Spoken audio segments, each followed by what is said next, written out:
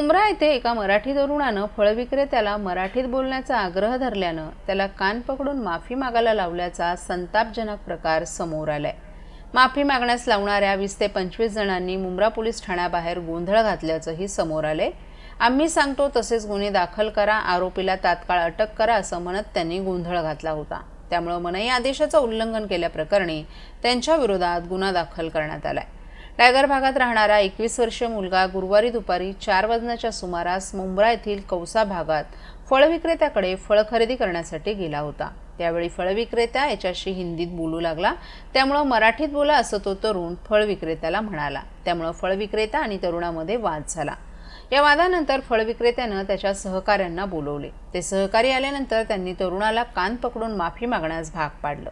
तसंच तो माफी मागत असल्याचं मोबाईलवर चित्रीकरणही केलं। या घटनेनंतर फळ विक्रेता त्याच्या सहकाऱ्यांसह मुंब्रा पोलीस ठाण्यात गेला। तसंच त्या तरुणाविरोधात त्यानं तक्रार दाखल केली।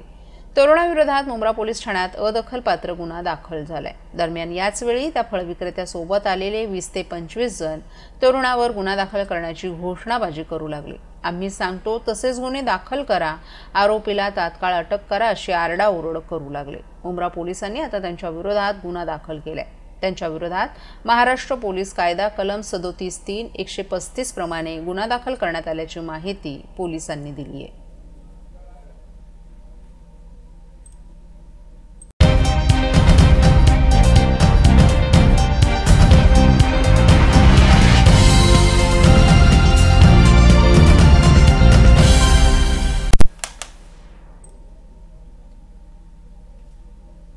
ठाण्यातील आयोजित एका पत्रकार परिषदेत राष्ट्रवादीचे नेते जितेंद्र आव्हाड यांनी सरकारवर तीव्र शब्दात आरोप केलेत। MMRDAच्या एका प्रकल्पाचा उल्लेख करत त्यांनी 1300 कोटींचा खर्च वाढून 2700 कोटींवर कसा पोहोचला याचा जाब विचारला पाहिजेचं सांगितलं।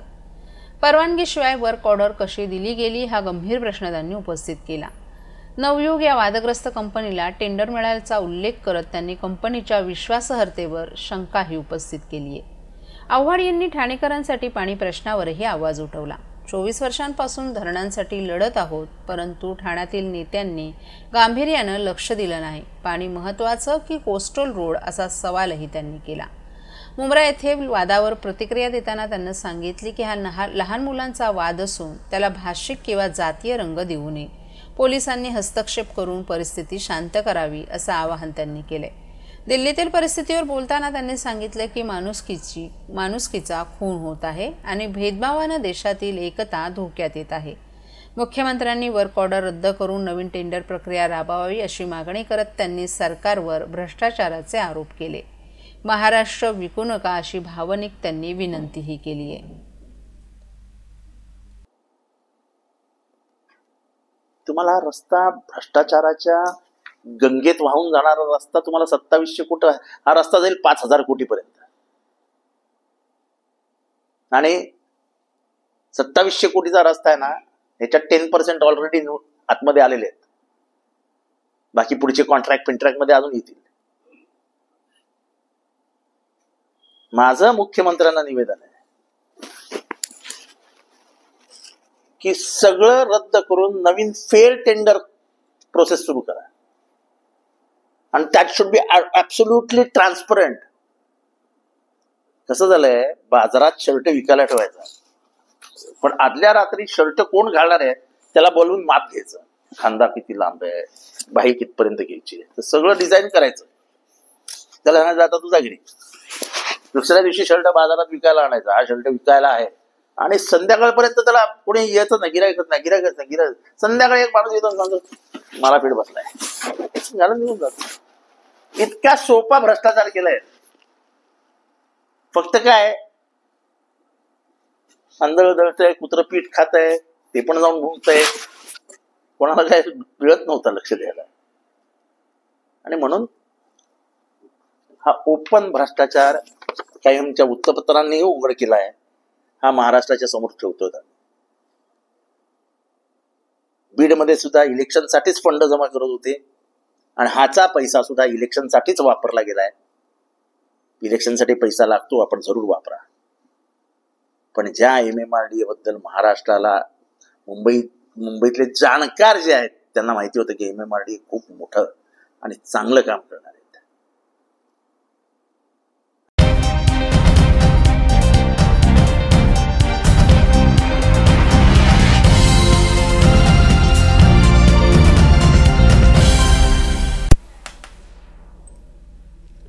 ठाणे महानगरपालिकेतील विविध विभागांमधील अधिकाऱ्यांची बैठक घेत आमदार संजय केळकर यांनी चर्चा करून कामगारांचे अनेक प्रश्न मार्गी लावलेत. यामध्ये TDRA, सफाई कर्मचारी, आरोग्य कर्मचारी, सुरक्षा रक्षक, विविध वर्गातील कर्मचाऱ्यांच्या प्रश्नांचाही समावेश होता. यावेळी प्रलंबित प्रश्नांबाबत संबंधित अधिकाऱ्यांची झाडाझडती घेत तातडीनं प्रश्न मार्गी लावण्याच्या सूचना करण्यात आल्या. आमदार संजय केळकर यांनी ठाणे महापालिकेचे अतिरिक्त आयुक्त प्रशांत रोडे, आस्थापनाचे उपायुक्त GG गोदापुरे, वैद्यकीय अधिकारी उमेश बिरारी आणि अन्य विभागातील अधिकाऱ्यांची बैठक घेऊन कामगारांच्या प्रलंबित प्रश्नांबाबत चर्चा केली. याबाबतची माहिती पत्रकारांना देताना केळकर यांनी जो घाणीत काम करतो तो सफाई कामगार अशी आमची भूमिका असल्याचं सांगितलं. सफाई कामगारांच्या अनुकंपा वारसा हक्क प्रकरणी 8 जानेवारी रोजी न्यायालयात प्रकरण असून लाडपागे समितीनं दिलेल्या शिफारशी स्वीकारल्या जातील असा विश्वासही केळकर यांनी व्यक्त केलाय. शिक्षण विभागात ठोक पगारावर अनेक शिक्षक 10 ते 15 वर्ष काम करत असून त्यांना अद्याप नियमित करण्यात आलं नाही.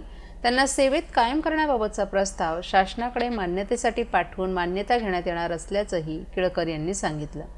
महापालिकेत दर महिन्याला अनेक कामगार निवृत्त होत असून सध्या सुमारे 4 ते 5 हजार कर्मचाऱ्यांची कमतरता भासत आहे. एक कर्मचारी 4 कर्मचाऱ्यांचे काम करत असून काही अधिकाऱ्यांकडे एकाहून जास्त जबाबदाऱ्या देण्यात आल्यात. कर्मचाऱ्यांची महाभरती करण्याबाबतही अधिकाऱ्यांशी चर्चा झाली. लवकरच याबाबतचा निर्णय होऊन कर्मचाऱ्यांवरील कामाचा ताण कमी होणार असल्याचंही केळकर यांनी सांगितलं. आस्थापना, छत्रपती हॉस्पिटलचे आस्थापना बघणारे अधिकारी, अतिरिक्त आयुक्त अशी सगळ्या अधिकाऱ्यांच्या उपस्थितीत आणि कामगारांचे जे प्रतिनिधी आहेत त्यांच्या उपस्थितीत मी बैठक घेतली. ठाणे महापालिकेमध्ये हजारोने कामगार कर्मचारी काम करतात आणि निरनिराळ्या विभागामध्ये अनेक प्रकारच्या, मग त्याच्यामध्ये महिला कर्मचारी आहेत, शिक्षिका आहेत, पुरुष कर्मचारी आहेत, आमचे सफाई कामगार आहेत, असे चालक, वाहक, वैद्यकीय, आरोग्य कर्मचारी, अगदी NDRFचे देखील TDRFचे देखील कर्मचारी जे आहेत त्यांचेही सर्व प्रश्न असे 15 ते 16 प्रकारचे विषय आज आम्ही चर्चा केली. एक तर मी कुठली युनियन नाही चालवत, मी कामगार मित्र म्हणून नेहमीच वैयक्तिक आणि समूहाचे प्रश्न सोडवण्याचा प्रयत्न करत आलेलो आहे आणि त्या अनुषंगाने ही बैठक आम्ही आयोजित केली. काही विषय जे यांच्या अखत्यारीमधले आहेत ते विषयाचे निर्णय जे आहेत ते ताबडतोब झाले. उदाहरणार्थ 10, 20 आणि 30 आश्वासित प्रगती योजना जी आहे ती लागू करण्यासंबंधी अनेक महिने जे आहे ते प्रलंबित होतं. 7व्या वेतन आयोगानुसार त्यांना ती प्रगती योजना लागू करायला पाहिजे. तर ती योजना जी आहे ती 10ची जी योजना आहे ती पूर्णत्वाला आली आहे आणि ती ताबडतोब लागू होणार आहे आणि पुढची जी आहे ते पुढच्या 2 महिन्यामध्ये लागू केली जाईल.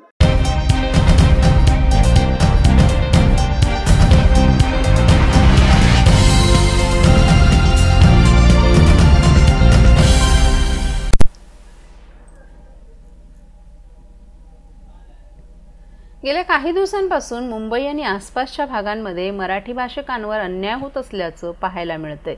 अशातच मुंबऱ्यात फळ विक्रेते आणि मराठी तरुण यांच्यात मराठी बोलण्यावरून झालेल्या वादानं स्थानिक पातळीवर खळबळ उडाली आहे. मराठी बोलण्यावरून झालेल्या वादानंतर जमावानं मराठी तरुणाला कान पकडून माफी मागायला लावली. या सगळ्या प्रकारावरून मनसे आक्रमक झाली असून ठाणे जिल्हा अध्यक्ष अविनाश जाधव यांनी मारहाण करणाऱ्यांना इशारा दिलाय. यासोबतच अविनाश जाधव यांनी आता भोगा कर्मचाऱ्याची फळं असंही म्हटलं आहे. मुंब्रा येथे एका मराठी तरुणाने फळ विक्रेत्याशी मराठीत बोलण्याची मागणी केल्यानं हा प्रकार घडला. ही मागणी विक्रेते आणि तरुण यांच्यात वादाचं कारण ठरली. वादावादी दरम्यान हे प्रकरण चांगलंच तापलं आणि उपस्थित जमावानं हस्तक्षेप केला। यानंतर या मराठी तरुणाला मुंब्रा पोलीस ठाण्यात नेण्यात आलं। तेथे त्याच्या विरोधात तक्रार नोंदवण्यात आली। या दरम्यान जमावानं तरुणाला धमकावत माफी मागायला लावली। या घटनेचा व्हिडिओ काढून तो व्हायरल देखील करण्यात आला। या प्रकरणावरून आता नव्या वादाला तोंड फुटले। मनसे नेते आणि ठाणे जिल्हाध्यक्ष अविनाश जाधव यांनी या संपूर्ण प्रकरणावर प्रतिक्रिया दिली आहे। मराठी बोलणं गुन्हा ठरलाय, मराठीसाठी माफी मागावी लागते, तेही महाराष्ट्रात। हे आता मुंबई आणि महाराष्ट्रातील प्रत्येक चौकात होणार आणि मराठी माणूस फक्त पाहत राहील। याचसाठी महाराष्ट्राला राजसाहेब हवे होते, आता भोगा कर्माची फळं, असं अविनाश जाधव यांनी त्यांच्या इंस्टाग्राम पोस्टमध्ये म्हटलं आहे। मराठी माणसांच्या बाबत आता अपमानास्पद गोष्टी घडायला लागल्यात। या लोकांची इतकी हिंमत होतेच कशी की हे व्हिडिओ रेकॉर्ड करून मराठी बोलणार नाही असं सांगतात आणि तो व्हिडिओ व्हायरल देखील करतात। जर असंच घडत राहिलं तर मराठी माणसाचं अस्तित्व विकोपाला येईल। सत्ता परिवर्तन झाल्यानंतर या सगळ्यांमध्ये हिंमत वाढली आहे। भविष्यात मराठी माणसांवरील हल्ले वाढतील, कारण यांच्या हिमती वाढायला लागल्यात। यांना जर आत्ताच ठेचलं नाही तर भविष्यात मराठी माणसाला चौकाचौकात मारलं जाईल। त्यामुळे माझी मराठी माणसांना विनंती आहे की सर्वांनी एकत्र या, असं आवाहन अविनाश जाधव यांनी केले। त्या दिवशी यांना ट्रेनमध्ये जाताना मारतील, ज्या दिवशी यांना चौकात मारतील, ज्या दिवशी यांना घरात मच्छी बनवली किंवा मटण बनवलं म्हणून मारतील ना, त्या दिवशी यांना कळेल राज ठाकरेंना चॅलेंज करायची या महाराष्ट्रात कोणाची हिंमत आणि कोणी केली तर त्याला घरात घुसून मारल्याशिवाय आम्ही गप्प बसणार नाही। राज ठाकरेंशी याबाबत काही आता त्याला मनसेची सुरक्षा मिळालेली आहे। पोलिसांची मी तुम्हाला सांगतो, याला मनसेची सुरक्षा मिळाली। कॅमेऱ्यात कोण आहेत आम्ही पाहिलेले आहेत। याला हात लागला तर त्यांना पण हात लागणार। ते काय मुंबईच्या बाहेर पडणार नाहीत का? ज्या दिवशी भेटतील आमच्या रेडियसमध्ये त्या दिवशी त्यांना ते आमच्याच पद्धतीने उत्तर दिलं जाईल। राज ठाकरेंशी या संदर्भात काही चर्चा झाली नाही साहेबांची अजून याबद्दल काही चर्चा झालेली नाही आहे, पण मला खात्री आहे की जी आमची भूमिका आहे ती सन्माननीय राजसाहेबांची भूमिका असेल। आणि पोलीस ठिकाणी पत्र व्यवहार करणार का? आम्ही पोलीस स्टेशनला जाऊन भेट देणार आहोत। आम्ही DCPना जाऊन भेट देणार आहोत आणि DCPना विनंती करणार आहोत की या ज्या घटना ठाणे जिल्ह्यात, प्रामुख्याने ठाणे जिल्ह्यात खूप मोठ्या प्रमाणात घडतात। सन्माननीय राजसाहेबांनी मागे म्हटलं होतं, तुम्ही ते साहेबांना गांभीर्याने, महाराष्ट्रात तसं लोक ते काय बोलतात ते गांभीर्याने घेत नाहीत आणि कालांतराने त्यांना कळतं। साहेब जे म्हणत होते ना एवढे दिवस की ठाणे हा एकमेव असा जिल्हा आहे जिथे 7 महानगरपालिका झाल्या। ही लोकं आलेली कोण आहेत? ही तीच लोकं आहेत जी बाहेरनं आली आहेत आणि तीच लोकं आहेत जी आता दाद दाखवत आहेत आपल्याला।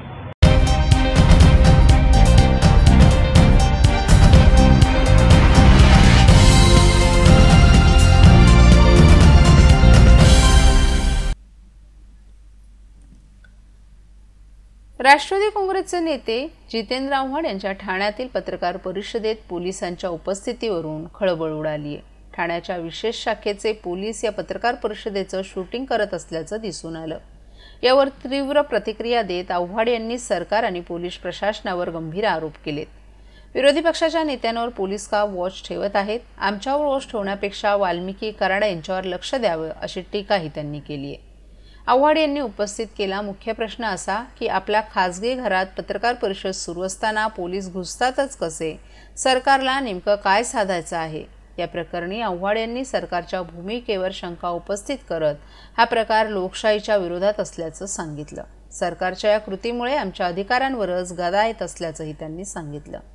या घटनेवर ठाण्यातील राजकीय वातावरण चांगलंच तापलं असून विरोधी पक्षांनीही सरकारवर टीकास्त्र सोडले। कमीत कमी पोलिसांची रास्त राहिली असते।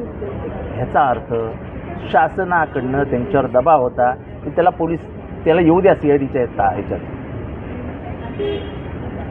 तो गाडीतनं उतरतो CIDच्या दारात, म्हणजे किती कापडे फाडले पोलिसांचे। हे पोलीस एवढे हे नाही आहेत, पोलीस कोणाला चोपटवतात। कराड काय नाही, हे काय नसतं पोलिसांसोबत। पण मला कराडचं कौतुक याच्यासाठी वाटतं की मी 89 सालापासून हे सगळं बघतोय।